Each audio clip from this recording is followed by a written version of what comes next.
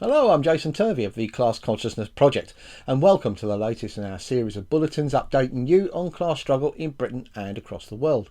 And we'll start this week in the railway industry, because on Wednesday the 5th of July the government, through its vassal the Railway Delivery Group, announced that almost every ticket office in the country will be closed down. Now, this is despite the same Railway Delivery Group saying just last year that it had no plans to close ticket offices.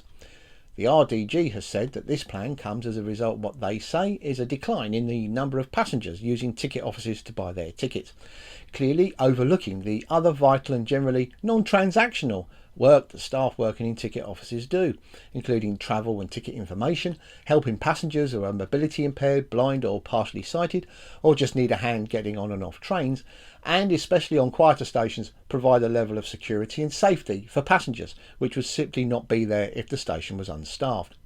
The ticketing system on Britain's railways is extremely complicated and difficult to understand, and the ticket office staff are the first and best option for irregular train travellers who need help to buy the best value ticket for their journey.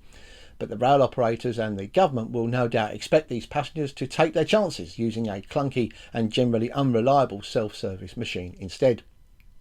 The Railway Delivery Group has said that ticket office workers will be retrained and redeployed to station concourses and platforms, but given the obvious safety implications for staff working, often alone, on a concourse or platform, then I would expect that it won't be too long before that member of staff is removed permanently. Both RMT and TSSA, who represent ticket office workers, have pledged to fight these proposed closures. However, beyond encouraging members of the public to engage in the 3-week consultation period on the closures and arranging some protests on the 13th and 16th of July, it isn't clear what either union has in mind to stop these closures in their tracks.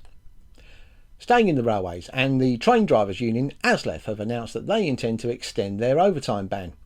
Following their first overtime ban, which ran from July the 3rd to July the 8th, ASLEF have added a second ban from the 17th to the 22nd of July in their ongoing dispute with the train operating companies over pay. Turning to urban transport now, and the RMT have announced on the 6th of July a series of fresh stoppages on London Underground in their long-standing dispute with the company over pensions, job security and working agreements. The RMT has said that, having consulted with its representatives in London Underground, a series of strikes will take place over the week commencing Sunday the 23rd of July. The next day, on the 7th of July, the RMT announced that they would call out their members in the Engineering Access, Emergency Response and LU Control Centres on Sunday the 23rd of July, their Signalling and Service Control staff on Tuesday the 25th and Thursday the 27th of July, while all other staff, including train drivers and station staff, will take strike action on Wednesday the 26th and Friday the 28th of July. Meanwhile, teachers who are members of the National Education Union took part in strike action this week on the 5th and 7th of July. The strikes, with Friday's strike being the 7th that the NEU has taken this year, are part of a long-running dispute over pay. The NEU are also reballoting their members to renew their strike mandate, while the NASUWT and the National Association of Head Teachers are also balloting their members, meaning that an autumn of school closures is highly likely. Turning briefly to the NHS now, and the website nursingnotes.co.uk has revealed that just 31 out of 259 NHS trusts balloted by the Royal College of Nursing met the 50% turnout required by anti-trade union legislation. The website has published a complete list of the trusts which met the threshold, which includes Great Ormond Street Hospital for Children, the Royal Marsden Trust, which has hospitals in Chelsea, in London and in Surrey, as well as Guy's and St Thomas NHS Trust. The Class Consciousness Project has published an article this week analysing the collapse of the RCN strike, so go to our website and take a look. Now, if you, like me, like the occasional can of iron brew, then you might find it harder to find in the coming days, because workers at AG Bar, the makers of iron brew, have voted to take strike action in their dispute over pay. Unite, which represents truck and shunter drivers at Bar's production and distribution centre in Cumbernauld, voted to reject a 5% pay offer, claiming that Bar has seen its revenue increase by over 18% to £317 million in the last financial year. Now, Unite have said that they hope that the dispute can be resolved through negotiation and that Bar stops taking the fizz.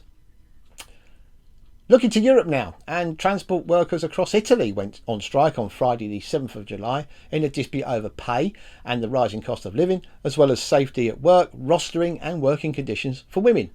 The workers, who drive buses, trams and metro service in major cities including Milan, Rome and Naples, will walk out from 8:30am to 5pm, then again from 8pm until the last service of the day. Meanwhile, workers at Eurocontrol, which manages flights across the European continent, could walk out in a dispute over staffing levels.